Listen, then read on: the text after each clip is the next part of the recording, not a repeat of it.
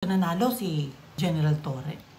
Ang tanong is, ano naman kaya yung sunod na gagawin nito after ng 911, etong boxing, Torre versus Baste, ano kaya ang susunod?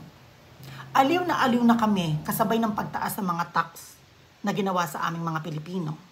Diyan na lang namin binabawi sa kaaliwan, yung sakit na naramdaman namin dahil sa unting-unting pagtaas ng mga produkto, dahil sa mabilisang pagtaas ng mga tax sa iba't ibang pinaglalagyan para madagdag sa pera ng bayan.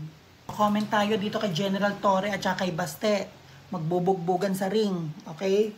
Sabi sa news, ito daw ay for a cause. Boxing for a cause, fight for a cause, no? So, nangyari, naghamunan silang dalawa. Hindi ko alam kung sino nauna sa kanila maghamon, ha? Nakikita natin, itong si General Torre ay nagpa-practice. Lumalabas sa mga feeds natin. Publicity. Okay? Nagkaroon ng official date kung kailan sila magbaboxing, and then hindi umattend si Baste dahil nagpunta siya ng ibang bansa. And then, nanalo si General Torre, syempre. Question. Bago mag-set nitong stage na ito para sa boxing or yung mismong petsa, nag-agree na ba si Baste? Nagkaroon na ba ng agreement na magkikita sila sa ganitong tamang oras at tamang panahon?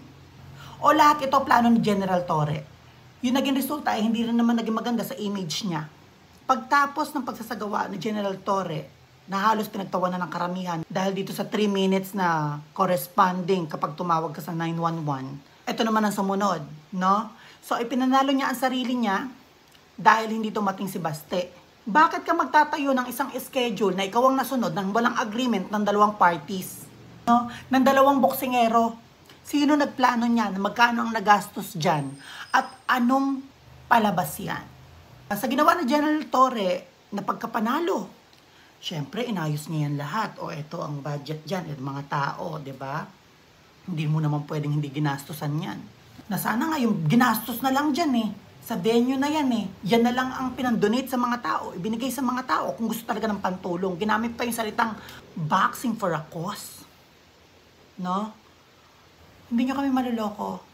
Alam na namin ang gusto nyong ipalabas sa mata namin. No? Hindi nyo kami magogoyo sa mga ganyan nyo. Imaginein mo, hindi pa nag-agree yung isa. May schedule date ka na kung kailan. Hindi mo man lang tinanong yung isa. Nasa politiko yung isa. Kung meron ba siyang schedule na gagawin. Then si Baste nagsalita after na, kung gusto mong matuloy ulit, nagbigay ng mga araw. Huwag nyo na dinadama yung mga Duterte sa mga pagpapatawan nyo sa amin. Kayo pa lang is okay na kami. Satisfied na kami. Auntie Claire, Princess, ang iba sa mga kongresista, okay na kami sa inyo. Huwag nyo nang idinadamay ang mga pamilya ng mga Duterte. Okay, hayaan nyo na sila magtrabaho. Huwag nyo na silang sinasama para maging clown sa paningin namin. Okay? So, nanalo si General Torre. Ang tanong is, ano naman kaya yung sunod na gagawin nito after ng 911, etong boxing, Torre versus Baste, ano kaya ang susunod? Aliw na kami kasabay ng pagtaas ng mga tax na ginawa sa aming mga Pilipino. Diyan na lang namin binabawi sa kaaliwan, yung sakit na naramdaman namin dahil sa unting-unting pagtaas ng mga produkto, dahil sa mabilisang pagtaas ng mga tax sa iba't ibang pinaglalagyan para madagdag sa pera ng bayan. Ano naman kaya ngayon ang susunod na gagawin ni General Torre?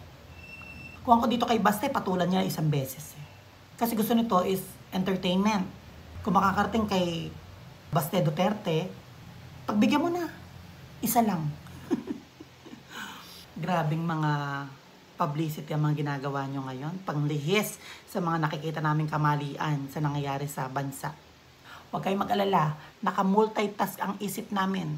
Alam namin yung nakakatawa sa realidad na nangyayari. At kung sino may pananagutan sa mga nangyayari ngayon.